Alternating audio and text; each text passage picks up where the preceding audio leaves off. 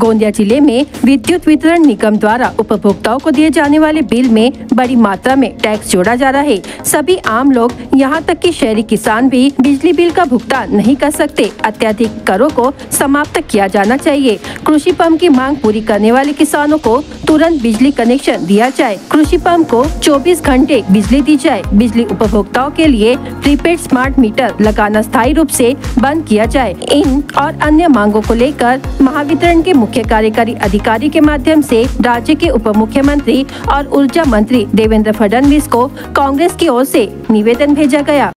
जिल्ह्यातील सर्व नेते मंडळी आणि आमच्या काँग्रेसचे जिल्हाध्यक्ष दिलीपभाऊ बनसोड यांच्या प्रमुख उपस्थितीमध्ये आज या ठिकाणी चीफ इंजिनियरला विद्युत विभागाशी संबंधित विविध समस्या या मार्गी लागल्या पाहिजे। जसं लोडशेडिंग असो, स्मार्ट मीटर असो, शेतकऱ्यांना जे किमान 18 तास त्यांना सप्लाय मिळालं पाहिजे हे समस्या असो, या सर्व समस्या घेऊन तिला आज आम्ही ह्या ठिकाणी सर्व एक डेलिगेट आम्ही त्यांना दिलेला आहे। नक्कीचपणे ह्या जर आमच्या मागण्या मान्य झाल्या नाही तर जिल्हा काँग्रेसच्या वतीनं संपूर्ण जिल्ह्यातील जे शेतकरी आहे आणि जिल्हा काँग्रेसचे पदाधिकारी, जिल्हा काँग्रेसचे कार्यकर्ता, सर्व संपूर्ण तालुक्यातील कार्यकर्ता हे घेऊन मोठा भव्य मोर्चा आम्ही NHB ऑफिसवर करणार आहोत। निवेदन जो आहे जिल्हा काँग्रेस कमिटीच्या वतीने याच्यासाठी आहे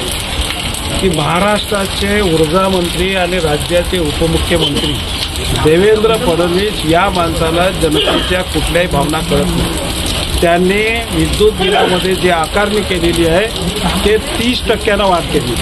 त्याच्यामुळे गाव खेड्यामध्ये राहणारा सर्वसामान्य जो माणूस आहे त्याला कशाच्या आधारावर बिल भरलं। 100 युनिटच्या वर जळलं की त्याचे रेट वाढत वाढत चालले। 13 रुपया युनिटपर्यंत त्यांनी वाढवलेलं आहे। हे जनावराची सरकार आहे की माणसाची सरकार हेच कळत नाही। आणि राज्याचा उपमुख्यमंत्री सांगतो की राज्यामध्ये सरप्लस विद्युत आहे। मग सरप्लस विद्युत आहे तर तुमचे रेट कसे वाढले, कशासाठी वाढवले, तेवढे कोणासाठी वाढवले ते हा एक मुद्दा घेऊन आज आम्ही चीफ इंजिनियरला निवेदन दिलेलं आहे।